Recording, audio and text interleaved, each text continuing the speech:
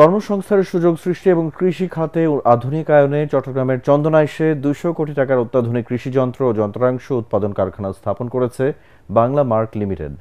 বাংলাদেশ ধান গবেষণা ইনস্টিটিউটের কারিগরি সহায়তায় বাংলা মার্ক এরই মধ্যে ব্রি মডেলের থ্রেসার, উইডার, উইনোয়ার ও চপার মেশিন তৈরি করেছে। দেশে স্থানীয়ভাবে কৃষিযন্ত্র উৎপাদন ও প্রযুক্তিগত উন্নয়নে বাংলা মার্কের এই পদক্ষেপ নতুন সম্ভাবনার দ্বার উন্মোচন করবে বলে মনে করছেন সংশ্লিষ্টরা। চট্টগ্রাম থেকে আরো জানাচ্ছেন সৈয়দ তামিম মাহমুদ। সম্প্রতি কৃষিতে শ্রমিক সংকটের কারণে সারা দেশে ধান রোপণ, কাটা, মাড়াই সহ বিভিন্ন কার্যক্রমে বড় ধরনের সংকটে পড়ছে কৃষক।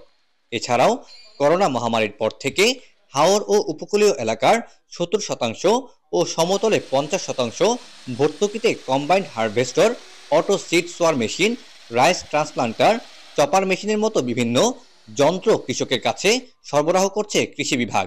বিদেশ থেকে আমদানি করা এসব যন্ত্রপাতি ভর্তুকি দেওয়ার পরও দাম পড়ে ১০ থেকে ৪০ লাখ টাকা পর্যন্ত, যা সাধারণ কৃষকের নাগালের বাইরে। বিষয়টি মাথায় নিয়ে কৃষিখাতে ব্যবহৃত বিভিন্ন সমন্বিত যন্ত্র উদ্ভাবনের পর তা মাঠ পর্যায়ে পৌঁছে দিতে বিশেষ উদ্যোগ নিয়েছে বাংলাদেশ ধান গবেষণা ইনস্টিটিউট, ব্রি। প্রতিষ্ঠানটির কারিগরি সহায়তায় এই কাজটি করছে বাংলা মার্ক লিমিটেড। ব্রি যে মডেলটা ডেভেলপ করেছে এটা অনেকটা কস্ট এফেক্টিভ এবং এটা ট্রান্সপোর্টেবল, কারণ এটা দেশের প্রেক্ষাপটকে চিন্তা করে করা। স্পেয়ার পার্টসের জন্য আর বিদেশ যাইতে হবে না। আমাদের যে প্রযুক্তি, আমাদের যে সক্ষমতা সেটা তৈরি হয়েছে। সার্ভিস সেন্টারগুলো না এমনভাবে করবে যে হ্যাঁ আমাদের উবার যেরকম করে ক্লিক করবে টাকা মতো চলে যাবে।